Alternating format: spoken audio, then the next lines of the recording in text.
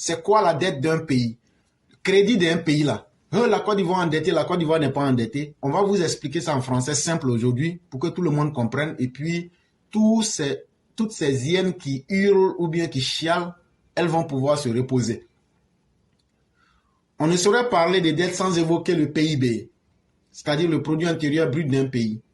Le PIB, c'est la richesse produite par l'ensemble des habitants d'un pays. On a déjà, ici, quand on parle de la dette d'un pays, ça veut dire toi-même là, dans une année là, tu as eu combien? Tu as eu combien comme argent? C'est ça qu'on appelle PIB d'un pays. Tous les habitants d'un pays là, ils ont fait, quand ils ont travaillé là, ils ont eu combien? C'est ça qu'on appelle le PIB. Donc, on ne peut pas parler de crédit d'un pays sans parler aussi du PIB d'un pays. En 2000, la répartition moyenne de la richesse à tous les habitants de la Côte d'Ivoire était de 986,78 $, soit 592 068 francs CFA. Quand Laurent Gbagbo a pris le pouvoir en 2000, là, la richesse du pays, quand on la divisait, et puis on dit voilà la richesse totale du pays, là, chaque habitant allait gagner 592 068 francs CFA. Ça, c'était en 2000. Cela veut simplement dire que si on devait partager aux populations la richesse du pays, chacun aurait 592 068 francs CFA. C'est ce que je venais de vous expliquer. En 2010, cette richesse est passée à 992 508 francs CFA. Laurent Gbagbo a dirigé la Côte d'Ivoire de 2000 à 2010 pour simplifier les choses. Donc, en 2010, je vous ai déjà dit, en 2000, chaque Ivoirien, si on divisait toute la richesse de la Côte d'Ivoire, gagnait 592 068 francs CFA. En 2010, c'est-à-dire à la fin de son mandat, si on divisait les richesses de la Côte d'Ivoire, chaque Ivoirien gagnait 992 508 francs CFA. De 2011 à 2022, tout le monde sait qui a dirigé la Côte d'Ivoire de 2011 à 2022. C'est Alassane Ouattara. Selon la Banque mondiale, la richesse par habitant de la Côte d'Ivoire est passée à 1 491 846 francs CFA. Et pour être plus précis, c'est passé en 2023 à 3 000 $, c'est-à-dire 1 500 000 francs par personne.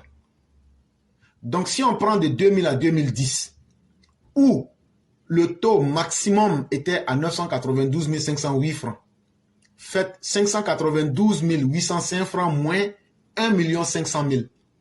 La différence que vous allez trouver là, c'est pratiquement une différence de 600 à 700 000 francs CFA d'augmentation par personne. C'est ce que le président Ouattara a fait entre 2011 et 2012.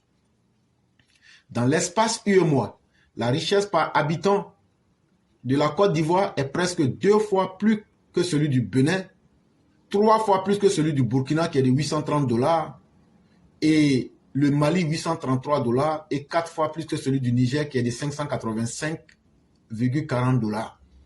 Et dit donc si on veut comparer aujourd'hui en 2023 ou même 2024 le PIB de la Côte d'Ivoire, et si on divise ça par habitant, il faut savoir que le PIB de la Côte d'Ivoire, c'est qu'un habitant gagne dans la richesse de la Côte d'Ivoire là.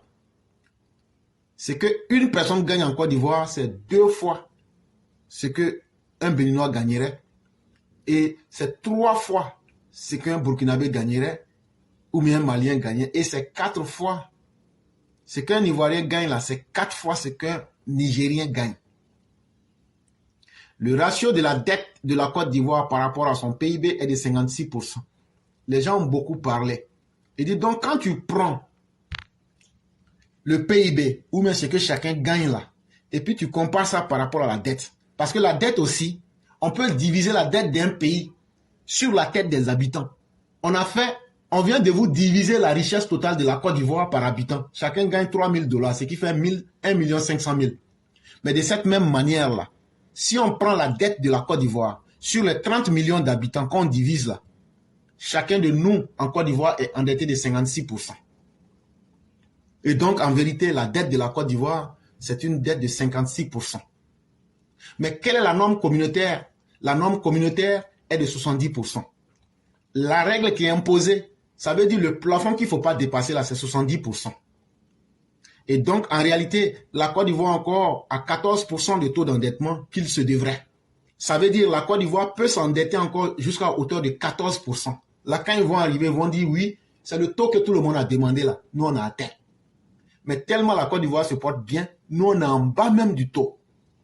Selon le classement de la Banque mondiale, sur les 44 pays dont on a pu établir un classement en termes de dette par rapport au PIB, la Côte d'Ivoire est classée 25e derrière le Cap-Vert, qui a un taux d'endettement de 125%, la Zambie 98,5%, le Ghana 92,4%, l'Afrique du Sud 71,1%, l'Angola 66,7%. Dans le monde, le Japon a le taux d'endettement le plus élevé. Et donc, si on demande quel est le pays le plus endetté du monde, ce n'est pas les États-Unis, c'est le Japon. En tout cas, en 2024. Le Japon a un taux d'endettement de 263%. Mais le téléphone que tu utilises, Samsung, là, avec aujourd'hui toutes les télévisions que tu utilises, là, c'est les Japonais qui fabriquent ça. Ils prennent crédit et puis ils fabriquent tout ça et puis toi, tu payes. Après, on est en train de te donner les vraies informations. Ce n'est pas les informations de 1000 ans, c'est les vraies informations.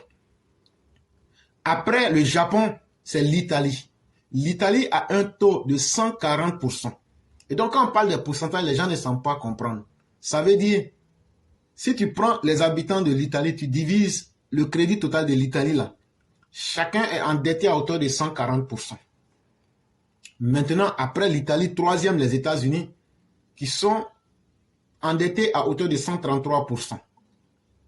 Après vient l'Espagne et la France, qui ont un taux d'endettement de 110%.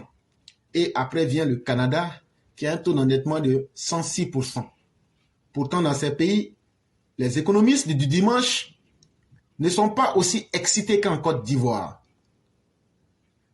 Ceux qui n'ont pour seul diplôme que leur extrait de naissance s'aventurent sur des sujets dont ils n'ont aucune connaissance, hélas. Et donc, quand on voit des économistes malhonnêtes, des économistes du dimanche, et déjà comme les Awadon Melo, aujourd'hui, un simple professeur de lycée et collège qui s'improvise aujourd'hui économiste, ça nous fait rire. Le taux d'endettement de la Côte d'Ivoire est de 56%. Et nous mettons quiconque au défi de nous prouver notre chiffre. C'est de ça qu'il est question. Loin de vouloir saouler les lecteurs avec les chiffres, il est important de préciser que la Côte d'Ivoire a quasiment multiplié par 6 son budget de 2010 à 2024. De 2000 à 2010, le budget, vous savez, au temps de Laurent Gbagbo, là, entre 2000 jusqu'en 2010, le budget qui était de 1352 milliards de francs CFA est passé à 2481 milliards de francs CFA. De 2011 à la date précise de fonction du président Alassane Ouattara à 2024, le budget est passé à 2211 milliards de francs CFA à 13 270 milliards de francs CFA. Donc, en réalité, grâce au président Ouattara, on a fait une croissance du budget de près de 600%. Je dis bien 600%. Et cela doit se respecter. Et cela doit se proclamer.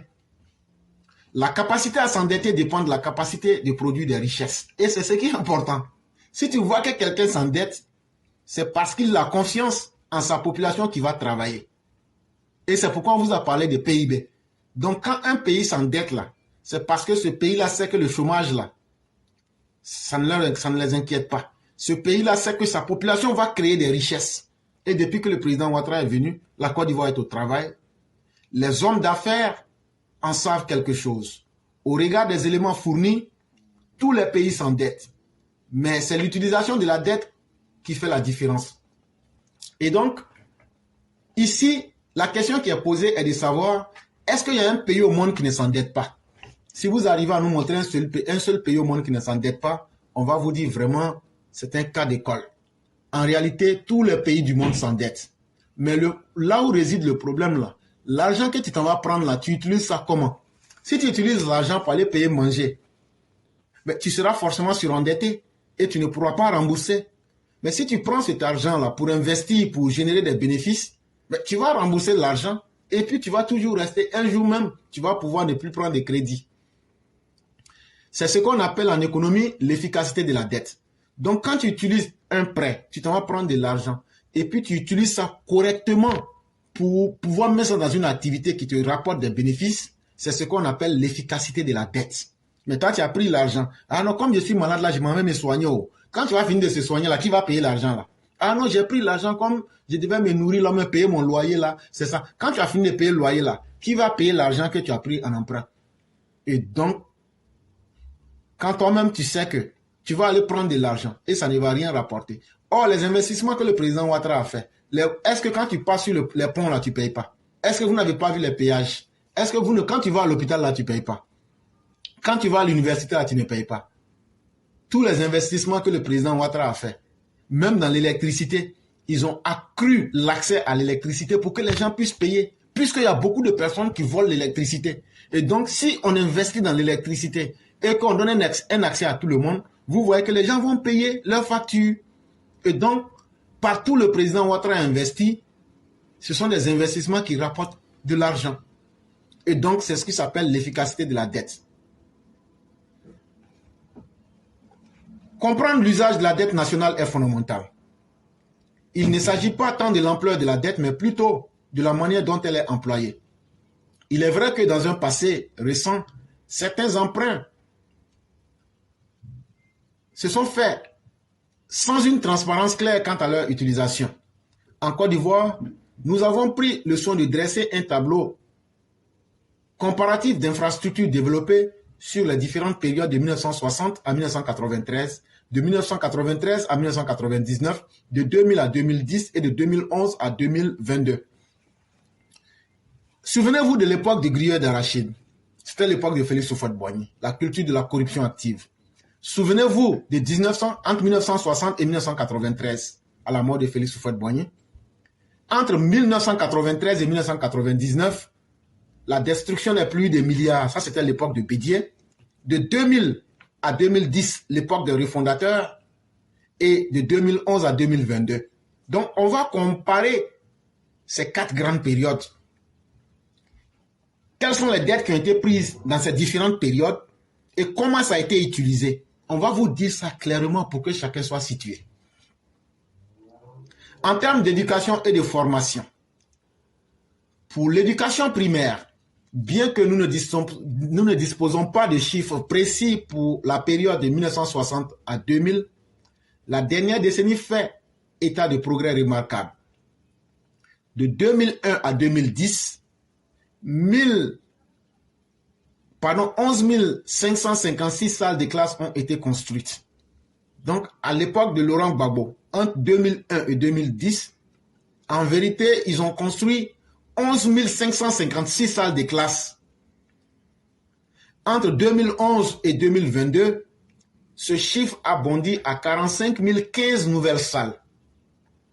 Mais de 2011 à 2022, vous savez qui a dirigé, c'est le président Ouattara. On est passé de 11 556 à 45 015 nouvelles salles.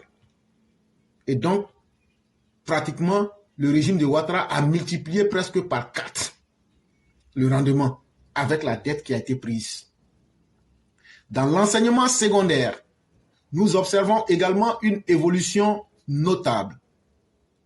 Alors que 276 collèges ont été construits entre 1960 et 2010. Maintenant, ce qu'on est en train de vous dire là, de 1960, celui qui était président s'appelait Houphouët-Boigny. En 1993, Bédier est venu. Et jusqu'en 2010, c'était Gbagbo. Ça veut dire, si on prend les trois, leur gestion là, ils ont construit 276 collèges de 1960 à 2010. Mais quand le président Ouattara est venu, en 12 ans, il a construit 550 nouveaux établissements entre 2011 et 2022. Et ah oui, la dette qu'il prend là, il a doublé le chiffre de 1960 jusqu'en 2010. Ça fait combien d'années? Et le résultat de l'ensemble des collèges qui ont été construits, c'est 276. Oufoué jusqu'à Babo. Mais Ouattara seul, en 2011 et 2022, c'est-à-dire en 11 ans, il a fait le double. Il a construit 550 nouveaux établissements. Et donc, quand on va vous dire que la Ouattara a endetté le pays, prenez ces chiffres qu'on est en train de vous dire là pour placer ça devant les gens, pour leur dire, est-ce que ce qu'on dit là est vrai ou faux? Maintenant, revenons à l'enseignement technique. De 1960 à 2000, il existait 54 établissements d'enseignement technique en Côte d'Ivoire. Seuls 5 ont été ajoutés. C'est-à-dire, si on prend le temps de Félix Houphouët-Boigny, en ce qui concerne les enseignements techniques, les écoles d'enseignement technique, Bédié et puis Oufoué, là, eux, ils ont construit 54 établissements d'enseignement technique. De 2001 à 2010, Laurent Gbagbo a construit 5. Mais de 2011 à 2022, nous avons vu l'érection de 5 nouveaux établissements d'enseignement public. Le président Ouattara, lui, il a pu construire 9 établissements. Le secteur de l'enseignement supérieur a connu une transformation majeure. 3 universités furent construites entre 1960 et 2000. C'est-à-dire, entre le temps de Bédié et le temps de Félix Houphouët-Boigny, il y avait 3 universités. Il y avait l'université d'Abidjan, il y avait l'université Nangui à Brogua et il y avait l'université de Bouaké qu'on appelle aujourd'hui l'université Alassane Ouattara. Entre 2001 et 2010, il n'y a aucune université qui a été construite. Ça veut dire sous la gestion de Laurent Gbagbo, malgré qu'il continue à prendre des prêts, ils n'ont pas construit d'université. Mais de 2011 à 2022, nous avons inauguré 9 nouvelles universités, certaines étant encore en cours de réalisation. Mais le président Ouattara, lui seul, a pu construire 9 universités, certaines qui sont en cours de réalisation ou de finition. Ça veut dire 3 fois ce que la gestion cumulée de 1960 jusqu'en 2010. Les 3 universités, lui, il a, en 10 ans, ou en 14 ans si vous voulez, il a multiplié par 3 en faisant 3 fois mieux que tous ceux qui ont géré la Côte d'Ivoire avant lui. Et ça, il faut qu'on dise ça aux Ivoiriens. Revenons maintenant à l'électricité. La question de l'électrification villageoise a connu une amélioration considérable. De 1960 à 2000, 1939 localités ont été électrifiées. Donc, de 1960 en 2000, c'est-à-dire de Félix Houphouët-Boigny à Henri Konan Bédié, il y a 1939 localités qui avaient courant. Contre 893 de 2001 à 2010. Quand Laurent Gbagbo vient de 2001 à 2010, il y a 893 localités qui seront électrifiées. Mais de 2011 à 2022, nous avons 4160 localités qui ont été électrifiées. Prenez 893 localités de Laurent Gbagbo, plus les 1939. Bon, les 1939 là, arrondissons ça à 2000. Et donc, disons qu'ils ont fait 2800 de 1960 en 2010. Eux tous là, ils ont fait 2000, ça vaut pas, oui, 2800. 2800 localités au maximum, c'est ce qu'ils ont fait. Sinon, c'est moins, puisque je ne peux pas calculer en tête rapidement. Mais quand Ouattara est venu, il a multiplié ça par 2. Lui seul, là, il a multiplié ça par 2, en plus de ce qui était fait. Et aujourd'hui, il y a 4160 localités qui ont été électrifiées par le régime d'Alassane Ouattara en 2011 et 2022. En ce qui concerne la couverture nationale de l'électricité, nous sommes passés de 33,1% en 2010. En 2010, c'est 33,1% de la Côte d'Ivoire qui était électrifiée. Mais aujourd'hui, en 2022, nous sommes à 81%. De même, la capacité de production électrique a augmenté de manière significative, passant de 1210 MW en 2000 à 2229 MW en 2022.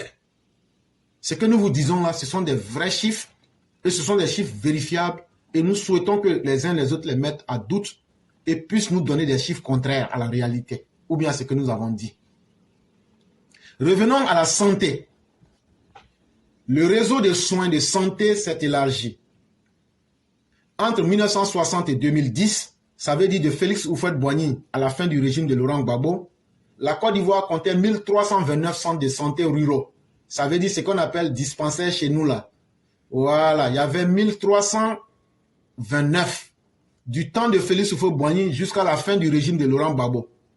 Mais quand Alassane Ouattara est venu, lui seul, il a pu construire de 2011 à 2022 749 maternités ou dispensaires, renforçant l'accès aux soins dans les régions les plus reculées. En ce qui concerne les hôpitaux généraux, 80 ont été construits jusqu'en 2010. Et donc, quand tu prends de 1960 jusqu'en 2010, les hôpitaux qu'on appelle les hôpitaux généraux, là, de Gbagbo jusqu'à Félix Houphouët-Boigny, ils ont pu faire 80. Et 16 supplémentaires ont été ajoutés de 2011 à 2022. Et donc, le président Ouattara a ajouté 16 établissements ou, si vous voulez, hôpitaux généraux entre 2011 et 2022. Maintenant, parlons de la route. Les infrastructures routières ont connu un développement significatif. De 1960 à 2011, ça veut dire de l'époque de Félix Houphouët-Boigny jusqu'à la fin du régime de Laurent Gbagbo, l'ensemble des routes qui avaient goudron en Côte d'Ivoire, c'était 6500 km. 6500 km. De 2012 à 2022, le président Ouattara a lui seul fait 1600 km supplémentaires. Il a ajouté 1600 km. C'est qu'on nous dit, moi je n'ai jamais vérifié. On dit 1 km de goudron, c'est qu'on nous dit. Hein. Moi je n'ai jamais vérifié aussi. Que 1 km là, ça fait 1 milliard. Ok. Faut multiplier 1600 fois 1 milliard.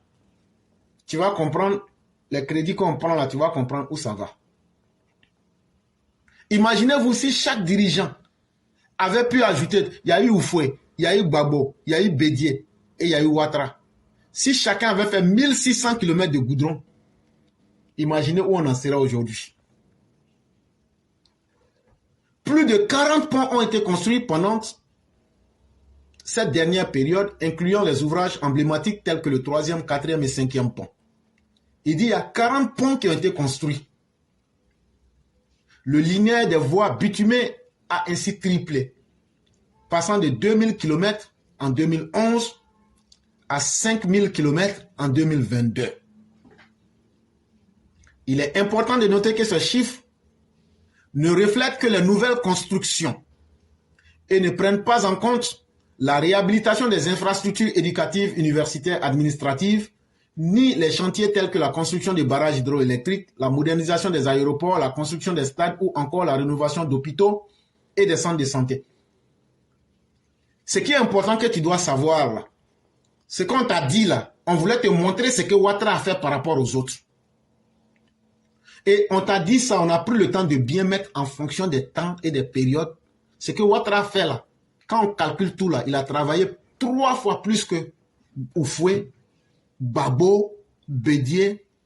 Si on les met tous ensemble là, Ouattara seul a travaillé 3 fois plus que eux. Et ce sont ces personnes-là qui veulent sortir aujourd'hui pour dire que le pays a été endetté. Mais l'endettement du pays là, les résultats là, et où l'argent est rentré là, on t'a expliqué. Et puis on t'a montré où l'argent est rentré. Et donc maintenant là, qu'est-ce que tu as d'autre à nous dire? Mais ce qu'on ne vous a pas dit, est-ce qu'on vous a parlé des stades qu'on a construits? Non. Les barrages hydroélectriques là, est-ce qu'on a parlé de ça? Les barrages pour produire l'électricité, on n'a pas parlé de ça. Est-ce qu'on a parlé de la rénovation des routes? On n'a pas parlé de ça. Est-ce qu'on a parlé de la rénovation des hôpitaux? On n'a pas parlé de ça, des centres de santé. On a renouvelé presque tous les aéroports. Est-ce qu'on a parlé de ça? Non.